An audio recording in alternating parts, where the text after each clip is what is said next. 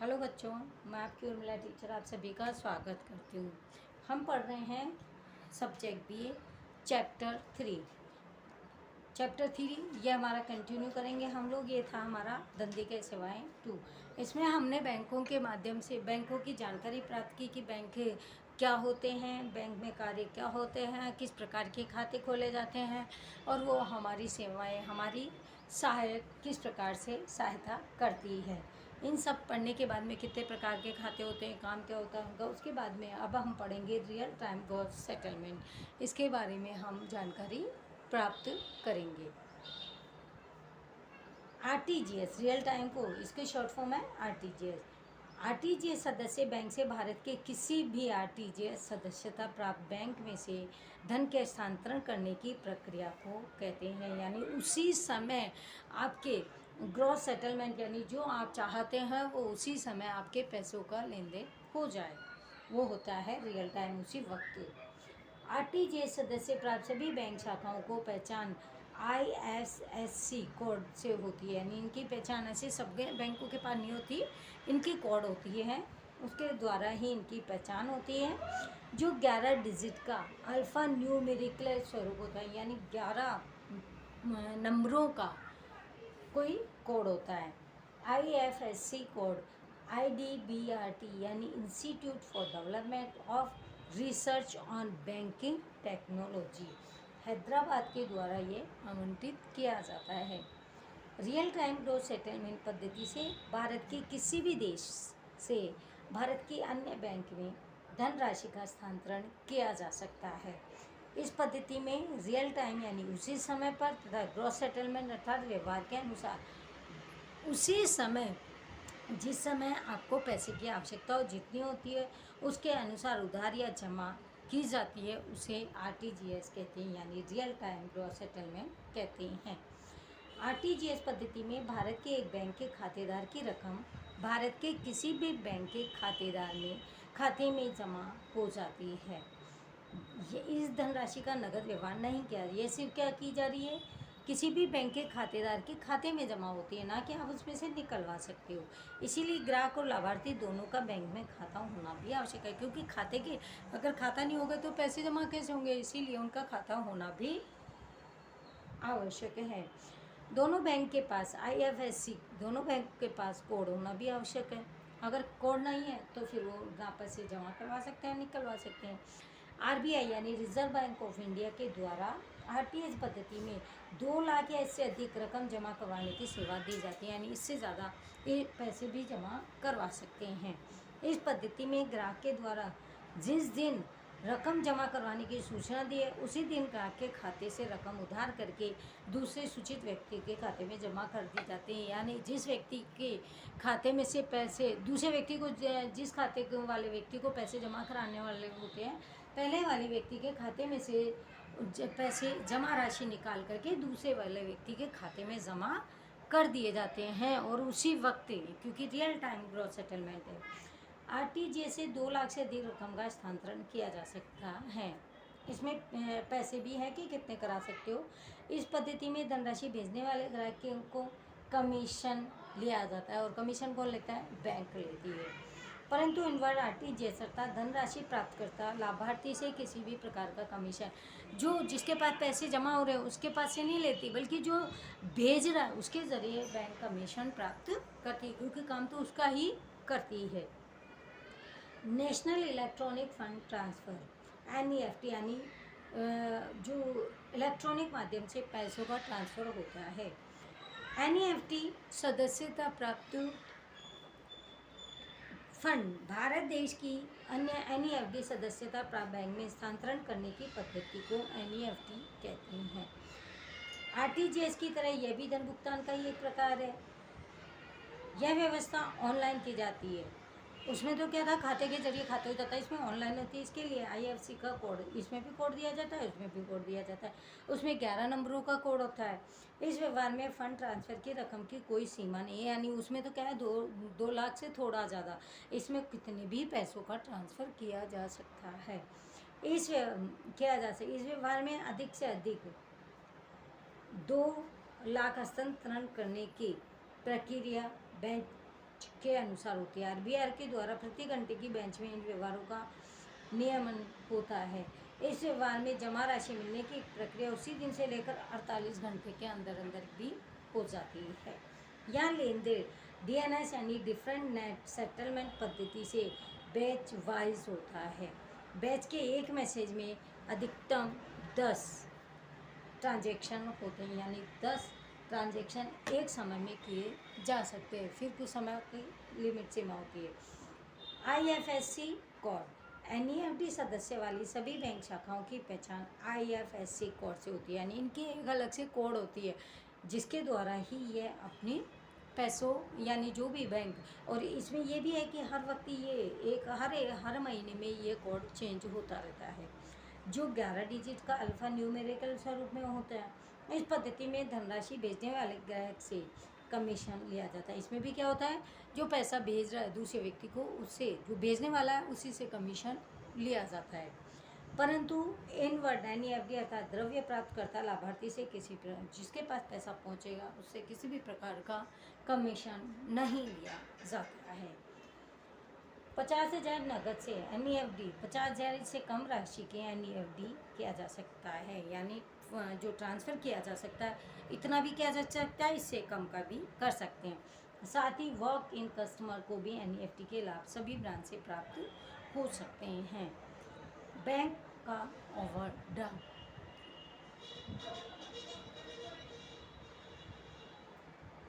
व्यापारी का बैंक में चालू खाता होता है। जो भी व्यापारी लोग होते हैं उनका बैंकों में चालू खाता होना आवश्यक है। चालू खाते में जमा राशि धनराशि से अधिक रकम निकालने की सुविधा दी जाती है। बैंक ओवरड्राफ्ट यानी जितनी उनके पास रकम होती है उससे ज़्यादा वो बैंक से निकाल सकते हैं, यह सुविधा उन्हें दी जाती है, उसे बैंक ओवरड्राफ्ट कहते हैं। व्यापारी अपनी अन्य किसी भी जमानत पर ओवरड्राफ्ट प्राप्त कर सकते, लेकिन उसके बदले में बैंक के पास व्यापारी को कोई जमानत रखनी पड़ती है, और बैंक इसके साथ ही ब्याज भी उनसे लेती है। मंजूर किए गए ओवरड्राफ्ट की अधिकतम रकम में से जितनी रकम निकाली जाती है उसी पर ब्याज भुगतान करना पड़ता है, यानी जितनी उनकी थी उतनी तो वही ले सकता है, लेकिन उससे एक्स्ट्रा जो वो पैसे लेता है उस पर उनको ब्याज दर बैंक को देने पड़ते हैं। कैश क्रेडिट व्यापारी को धंधे के उद्देश्य और विकास के लिए धंधे का माल स्टॉक और वसूली के आधार पर ऋण यानी उधारा दिया जाता है। इस प्रकार की ऋण व्यवस्था में माल स्टॉक बैंक का बंधक बना रहता है। यानी क्यों बना रहता है, क्योंकि जब तक वो नहीं देगा तब तक बैंकों के पास उसका माल का स्टॉक यानी जमानत के रूप में रहता है। धंधा की इकाई जितने प्रमाण में जितने समय के लिए धनराशि का उपयोग करती है उतने ही प्रमाण में निश्चित ब्याज भी उनको चुकाना पड़ता है। अब है लोन। बैंक का मुख्य कार्य जमा स्वीकार करना और ब्याज देना होता है। बैंक कम दर पर जमा स्वीकार करती है और ऊंची दर पर ऋण देती है, यानी जब हम जमा कराते हैं तो उसके बदले में हमें ब्याज कम देती है बैंक, लेकिन जब हम उधारी लेते हैं ऋण लेते हैं तो बैंक हमसे ज़्यादा का ब्याज दर ज़्यादा लेती है। बैंक व्यापारी को अलग अलग प्रकार के ऋण देती है। अब उधारी भी अलग अलग तरीके की होती है। बैंक व्यापारी ग्राहक की विविध आवश्यकता को पूरी करने के लिए ऋण देती है, जैसे कि मकान खरीदने के लिए, फर्नीचर खरीदने के लिए, मकान रिपेयरिंग, वाहन खरीदना, धंधे को आगे बढ़ाना है तो ऋण ले लेते हैं, लोन ले लेते हैं। यह ऋण सब लंबे समय का हो और पूरी रकम एक साथ दी जाए तो उसे लोन के रूप में जाना जाता है, यानी जो हमें 5 लाख 10 लाख जो बैंक देगी उसको हम बैंक के लोन के रूप में जानते हैं। इस प्रकार दी गई लोन की रकम जब वापस मिले इसके लिए स्थायी संपत्ति की जमानत। अब बैंक का लोन तो देती है ब्याज पे, लेकिन उसके बदले में कुछ स्थायी जमानत के लिए वस्तु भी उनकी रखती है। इस प्रकार की लोन का भुगतान लोन लेते समय निश्चित की गई शर्त के अनुसार ही किया जाता है। जब लोन लेते हैं तो उसमें जो भी बैंक की शर्तें होती है वो मान्य होती है और उसके अनुसार ही बैंक हमें लोन देती है। अब है ई बैंकिंग यानी इलेक्ट्रॉनिक बैंकिंग। ई बैंकिंग अर्थात इलेक्ट्रॉनिक जो डायरेक्ट हो जाते हैं मोबाइलों के ज़रिए हो जाते हैं, वो होती है इलेक्ट्रॉनिक। इस व्यवस्था में बैंक के व्यवहार भौतिक स्वरूप के स्थान पर इलेक्ट्रॉनिक स्वरूप के होते हैं, यानी खुद से जाकर जाने के बजाय बैठे बैठे इलेक्ट्रॉनिक के यानी फ़ोन वगैरह के माध्यम से कर सकते हैं। बैंक की प्रक्रिया का विकास 3 खंडों में दिखाई देता है। एक होता है परंपरागत, दूसरा नेटवर्क, तीसरा इंटरनेट। पहला है परंपरागत प्रक्रिया। बैंक के कार्य परंपरागत पद्धति से होते थे, जिसमें खाता धारक से खाते के लेखा के लिए लेकर लेजर रखा जाता था, यानी बीच में एक व्यक्ति को रखा जाता था। इसके अलावा बाउचर को सुरक्षित रखना, यानी उनकी जो वस्तुएं हैं उनको सुरक्षित रखना है। नमूने के हस्ताक्षर चेक करना, एक व्यक्ति ऐसा होता था जो साइन को चेक करता था। जैसे कार्य किसी भी प्रकार के यंत्र की सहायता के बिना किए जाते थे। पहले इतनी मशीनें तो होती नहीं थी, तो इसके बदले में सब क्या करते थे, अलग अलग काम करने वाले अलग अलग व्यक्तियों को बैंकों में रखा जाता था। दूसरा है नेटवर्क से कंप्यूटर को जोड़ना। बैंक के कार्यों की परंपरा प्रक्रिया के बैंक के एक शाखा के कंप्यूटर को नेटवर्क से जोड़ा जाता है। इन कंप्यूटर में से एक कंप्यूटर को सर्वर कहा जाता है, यानी एक हेड कंप्यूटर, उसी की लाइनें से सभी के माध्यम को जोड़ना। इस प्रकार एक शाखा के सभी कंप्यूटर का जुड़ाव संभव होता है। परिणाम स्वरूप बैंक का कार्य सरलता से और आसानी से होने लगता है। अब तीसरा इसमें इंटरनेट का उपयोग। बैंक के कंप्यूटर को इंटरनेट से जोड़ा जाता है। परिणाम स्वरूप बैंक की प्रक्रिया बहुत ही सरल और गतिशील हो गई है। अब है इंटरनेट, कोर बैंकिंग और मोबाइल बैंकिंग। बैंक के व्यवहार इंटरनेट यानी इलेक्ट्रॉनिक माध्यम के द्वारा होते हैं। इस प्रकार की व्यवस्था के लिए बैंक के द्वारा ई कॉर्नर, ई गैलरी जैसी व्यवस्था प्रारंभ की गई है। इस प्रकार के व्यवहार में बैंक यूनिक कोड यानी पासवर्ड ग्राहक को दे देती है। इस प्रकार से दो रूप से व्यवहार होते हैं, एक वित्तीय व्यवहार और दूसरा अवित्तीय व्यवहार। पहले हम पढ़ेंगे इसका वित्तीय व्यवहार। इस प्रकार के व्यवहार में बैंक खाता धारक अन्य बैंक के खाता धारक के खाते में अपने खाते से रकम जमा करवाने के व्यवहार को वित्तीय व्यवहार करते हैं, यानी अपने जो पैसे जमा करवाता है उसे वित्तीय व्यवहार करते हैं। जैसे कि टेलीफोन बिल भुगतान कर भरना या अन्य प्रकार का भुगतान करना, यानी पेमेंट करवाना, जो उनके पास अपने खाते से रकम जमा करवाने के लिए, यानी अपने बैंक के खाते में से किसी भी टेलीफोन वगैरह को ऑनलाइन जो भी पैसे हम निकालते हैं वो होती है वित्तीय व्यवहार सेवाएं कहलाती है। अवित्तीय व्यवहार सेवा किसे कहते हैं? व्यवहार इस प्रकार के व्यवहार में वित्तीय व्यवहार नहीं होता, बल्कि खातेदार बैंक से अपने खाते का स्टेटमेंट प्राप्त करता है, यानी क्या है उनके पास वो सारी जानकारी प्राप्त करता है। Cheque book request, pin change, stamp payment request जैसी अवित्तीय व्यवहार करता है। इंटरनेट के उपयोग से बैंक के कार्यों में निम्नलिखित दो सरलता है, कोर बैंकिंग, ई बैंकिंग और मोबाइल। सबसे पहले हम पढ़ेंगे कोर बैंकिंग की सेवाएं का अर्थ। कोर बैंक में कोर अर्थात centralised online real time exchange. Bank की इस व्यवस्था में एक प्रकार की समग्र विश्व में स्थित सभी शाखाओं से जोड़ा जाता है। उस वक्त उस बैंक के द्वारा सभी जो भी और दूसरी बैंकें हैं उन सब की शाखाओं को जोड़ दिया जाता है। बैंक के केंद्रीय सर्वर में यानी बैंक के मेन जो कंप्यूटर होता है उसमें उस बैंक की सभी शाखाओं के सभी खाता धारक की जानकारी भी उपलब्ध होती है, क्योंकि आजकल क्या साधन हो गया, इलेक्ट्रॉनिक हो गया, तो जो भी सबके खाते वगैरह हैं वो उससे ही जुड़े हुए होते हैं। बैंक के किसी भी खाता धारक के व्यवहार का लेखा रियल टाइम यानी उसी वक्त में इस केंद्रित सर्वर में लिखा गया, यानी सभी व्यक्तियों के जो भी खाता धारक हो उनके इन कंप्यूटर में लिखे हुए होते हैं। इस केंद्रीकृत सर्वर में किए गए व्यवहार का परिवर्तन का लेखा बैंक की सभी शाखाओं में देखा जा सकता है, यानी इसमें क्या बदलाव किया जा रहा है, क्या हो रहा है, ये सभी और दूसरी बैंकों में भी देखा जाता है। किसी भी शाखा का खाता धारक अपने खाते के व्यवहार इन बैंक की किसी भी शाखा में कर सकता है। जो उनकी जो शाखाएं होती है, जो सर्वर जो जुड़ा हुआ होता है, उनमें किसी में भी कर सकता है। वह किसी भी शाखा से अपने खाते से नकद भी निकाल सकता है और जमा भी करवा सकता है और अन्य व्यवहार भी कर सकता है। इस प्रकार की खाता धारक शाखा का नहीं बल्कि बैंक का खाता धारक होता है।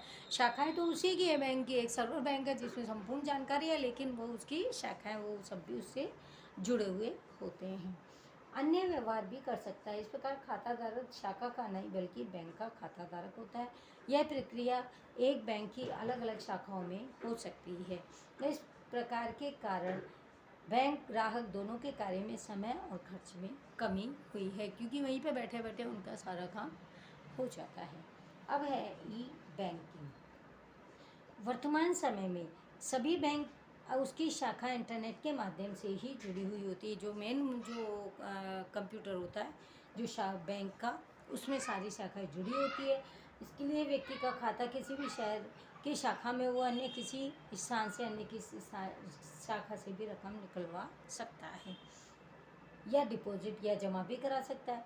अन्य बैंक के खाता के द्वारा स्थानीय ई कॉर्नर बनाए होते हैं जिसके द्वारा मशीनों की सहायता एटीएम कार्ड के द्वारा अपने खाते में से रकम निकाल या जमा दोनों कुछ भी कर सकते हैं।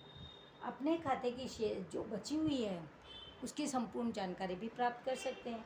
इस प्रकार से व्यवहार होने के कारण बैंक सर्वर के साथ खाता धारक मोबाइल नंबर कनेक्ट कर देता है जिससे खाते में जमा या निकाली गई रकम का मैसेज उनको प्राप्त हो जाता है। इस व्यवस्था के कारण व्यक्ति का कार्य आसान से और तीव्र गति से होने लगा है। अब है मोबाइल बैंकिंग।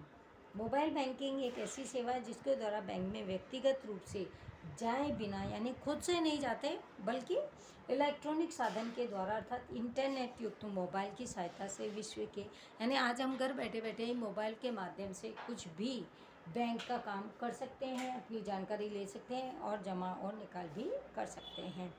किसी कोने से मौद्रिक व्यवहार किया जा सकता है, जैसे खाते की शेष रकम अर्थात बैलेंस जाना जा सकता है कि अब हमारे बैंक में कितना बैलेंस है, उसकी जानकारी प्राप्त कर सकते हैं। Light bill, telephone bill, gas bill तथा कर अन्य सभी भुगतान भी वो घर बैठे ही कर सकते हैं। एक खाते में से दूसरे खाते में रकम भी घर बैठे ही ट्रांसफ़र भी की जा सकती है। इस प्रकार की सेवा का प्रमाण करने के लिए बैंक में आवेदन करना पड़ता है। यह सेवा प्राप्त करने के लिए बैंक में बोलना पड़ता है। इसके बाद बैंक मोबाइल बैंकिंग के लिए लॉगिन आईडी और पासवर्ड देती है। बिना लॉगिन और आईडी के हम बैंक से किसी भी तरह का जुड़ नहीं सकते हैं, इसीलिए इस व्यवस्था में सुरक्षा को बनाए रखना अति ही आवश्यक है। और वैसे अपने अकाउंट नंबर पासवर्ड किसी को देने भी नहीं चाहिए। अब है बैंकिंग सेवाएं। एटीएम, इस सेवा का नाम automatic teller machine, ATM machine जानते हो, बस वो एक प्लास्टिक का कार्ड डाला और हमारे पैसे हम जितना चाहे, एक बार में लिमिट सीमा होती है पैसों की 10,000 से ज़्यादा नहीं निकाल सकते हो। बैंक के खाता धारक को ये सुविधा दी जाती है। जो बैंक का खाता धारक होता है, जिसने खाता खुलवाया है, उसको ही ये सुविधा मिलती है। ग्राहक को आवश्यकता हो तब अपने खाते में से बैंक के द्वारा जो निर्धारित न्यूनतम से अधिक और अपने खाते की जमा राशि रकम वो निकाल सकता है। उसको जितने भी पैसे की आवश्यकता होती है वो उसके अनुसार उस पैसों को निकाल सकता है। बैंक खातेदार के द्वारा दैनिक रकम की सीमा में निर्धारित रकम भी निकाल सकता है। एक से अधिक कितनी रकम निकाली जा सकती है इसकी सीमा भी निश्चित होती है। अब कितनी सीमा है वो भी एक वो लिमिट होती है, ऐसा नहीं है कि हम मर्जी जितनी निकाल सकते हैं। ऐसी इस प्रकार के व्यवहार के लिए ग्राहक को क्या दिया जाता है, एटीएम कार्ड दिया जाता है। एटीएम कार्ड के द्वारा ही वो पैसों का लेन देन मतलब निकलवा सकते हैं, जिससे ग्राहक को सीक्रेट पिन अब कोड दिया जाता है जो किसी को भी नहीं बताया जाता। ऐसी सुविधा वाली बैंक की विभिन्न शाखाओं में कार्ड का उपयोग किया जा सके, ऐसे यंत्र यानी ऐसे मशीनें एटीएम में लगाई गई है। वर्तमान समय में अन्य बैंकों के यंत्रों से भी रकम निकाली जा सकती है, परंतु उसके लिए थोड़ी अधिक रकम चुकानी पड़ती है। दूसरा है अब क्रेडिट कार्ड। 20वीं सदी के अंत में बैंक का ये कार्ड विशाल पैमाने पर शुरू हुआ था। खाताधारक या अन्य कोई व्यक्ति बैंक में आवेदन करके कार्ड मांग सकता है। क्रेडिट कार्ड बैंक व्यक्ति की साख का व्यवस्थित अध्ययन करती है, यानी संपूर्ण उसका पहले खोजबीन करती है, ध्यान लगाती है। अध्ययन के आधार पर व्यक्ति की ऋण चुकाने की क्षमता की सीमा भी निर्धारित की जाती है कि जैसे कितना वो ऋण वापस से चुका सकता है। इन सब चीज़ों का अध्ययन करा जाता है। उस व्यक्ति को बैंक के द्वारा निर्धारित शाख मूल्य का क्रेडिट कार्ड दिया जाता है। सारी संपूर्ण जानकारी करने के बाद उस व्यक्ति के बारे में अध्ययन करने के बाद में एक चुका भी सकता है या नहीं, फिर उसके बाद में क्रेडिट कार्ड दिया जाता है। यह क्रेडिट कार्ड व्यक्ति के द्वारा वस्तु को खरीदने पर कार्ड के द्वारा खातेदार के खाते में जमा रकम उधार और विक्रेता के खाते में जमा हो जाती है, यानी जिससे हमने वस्तु ली है उसके खाते में पैसे चल जाते हैं और हमने लिए तो हमारे खाते से पैसे निकल जाते हैं। निश्चित समय पर हिसाब बैंक के द्वारा भेज दिया जाता है। कार्ड धारकों को निश्चित समय अवधि में यह रकम की भरपाई भी करनी होती है। अब लास्ट है डेबिट कार्ड। डेबिट कार्ड के द्वारा जहाँ व्यवहार करने की व्यवस्था हो वहाँ इस कार्ड का उपयोग किया जाता है। डेबिट कार्ड धारक अपनी खरीदी यानी क्रय का भुगतान इस कार्ड के द्वारा ही करते हैं। इसके लिए क्रय करके कार्ड दुकानदार को बेच दिया जाता है। जितनी रकम की खरीदी की गई हो उतनी राशि कार्ड धारक के खाते में से निकाल ली जाती है, उधार की जाती है, और कार्ड धारक के खाते में जितनी रकम हो उतनी रकम का ही उपयोग किया जा सकता है। यानी आपके पास जितने पैसे हैं उसके अनुसार ही आप उस खाते से पैसे निकलवा करके दूसरे खाते में जमा करवा सकते हो, यानी वस्तु की खरीदी भी उतने पैसों के अनुसार ही कर सकते हो। इसी के साथ हमारा आज ये तीसरा चैप्टर जो था व्यापारिक धंधाकीय सेवाएं 2, यह हमारा आज कंप्लीट हो गया। अब नेक्स्ट लेक्चर कंटिन्यू रहेगा हमारा। अभी हम इसको बीए को ही पढ़ेंगे क्योंकि अभी हमारा बीए काफ़ी बाकी है, और आप साथ के साथ पढ़ते रहना, और कोई भी प्रॉब्लम आए तो आप हमसे उसका सॉल्यूशन कर लेना। Thank you everyone.